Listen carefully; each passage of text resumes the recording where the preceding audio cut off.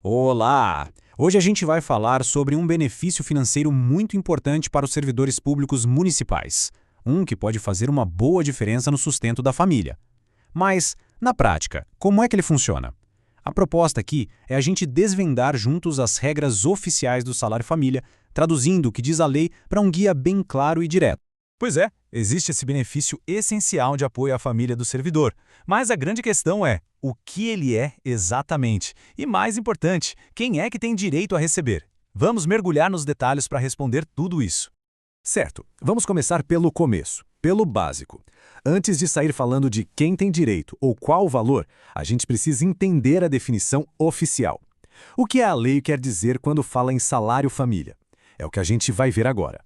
Olha só, segundo o artigo 156, o salário-família é um auxílio pecuniário. O que isso quer dizer? Basicamente, uma ajuda em dinheiro. Ele é pago para o servidor, não importa se ele está na ativa, já aposentado ou em disponibilidade. O objetivo é simples: ajudar com as despesas para manter a família ou os dependentes econômicos. Simples assim. Ok, a definição está clara, é uma ajuda para quem tem dependentes. Só que isso leva a gente para a pergunta talvez mais importante de todas. Quem é que a lei considera oficialmente um dependente? Os critérios, olha, são bem específicos. Então vamos dar uma olhada neles com calma. Bom, a resposta para essa pergunta se divide em algumas categorias, sabe? A lei tem critérios diferentes para cônjuges, para filhos e até para os pais. Vamos começar falando do cônjuge ou companheiro. Primeiro, o caso do cônjuge ou do companheiro. Para ser considerado dependente, a pessoa tem que morar com o servidor. Não pode ter nenhum trabalho remunerado e também não pode ter renda própria. É isso. Precisa cumprir essas três condições juntas. Agora, vamos para os filhos e menores. A lei é bem abrangente aqui.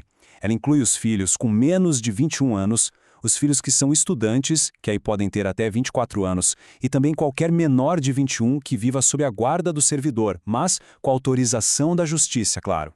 Essa tabela aqui ajuda a organizar bem as ideias. Para filhos, sejam eles biológicos, adotados ou enteados, o limite de idade é 21 anos, e a condição é não ter renda própria. Se o filho estiver estudando, essa idade sobe para 24. E um detalhe muito importante: no caso de filhos inválidos ou com alguma deficiência, não tem limite de idade, desde que eles continuem sem ter uma renda própria.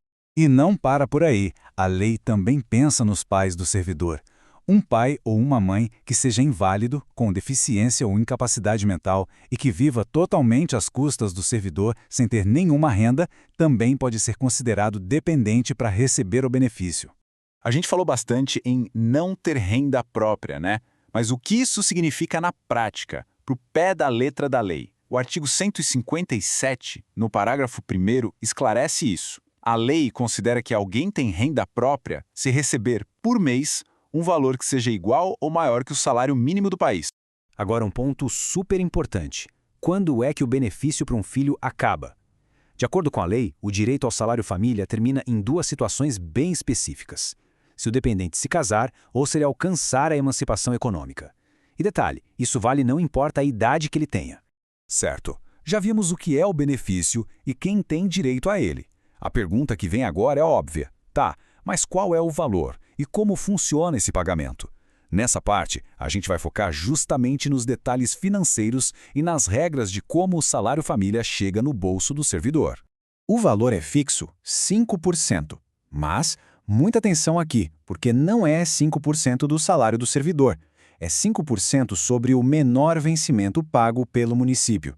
Essa é uma diferença bem grande e está lá no artigo 162.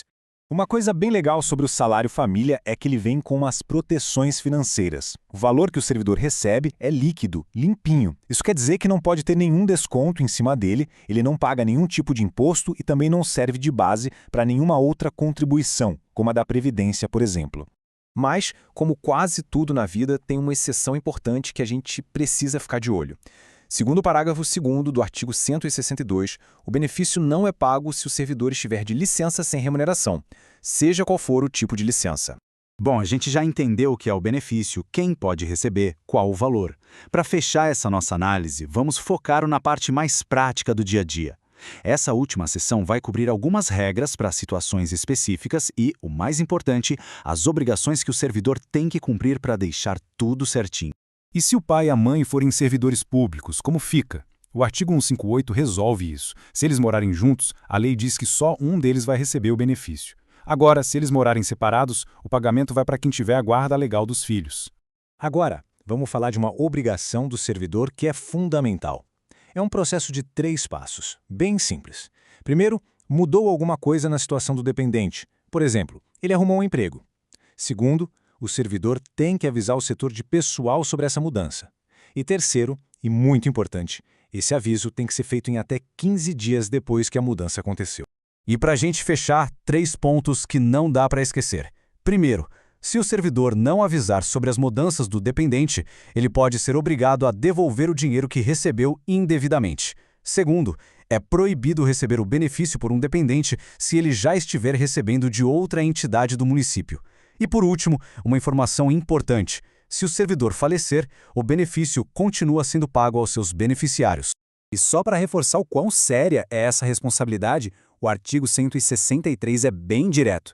Ele diz: todo aquele que, por ação ou omissão, der causa a pagamento indevido de salário-família, ficará obrigado à sua restituição. É um aviso bem claro sobre as consequências legais e financeiras de qualquer erro.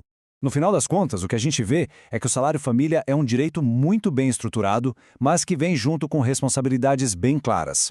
A pergunta que fica no ar é: será que esse sistema, do jeito que ele é claro o suficiente para evitar erros, tanto na hora de pedir o benefício quanto na hora de fazer o pagamento? Fica aí uma reflexão importante sobre como esse direito funciona na prática.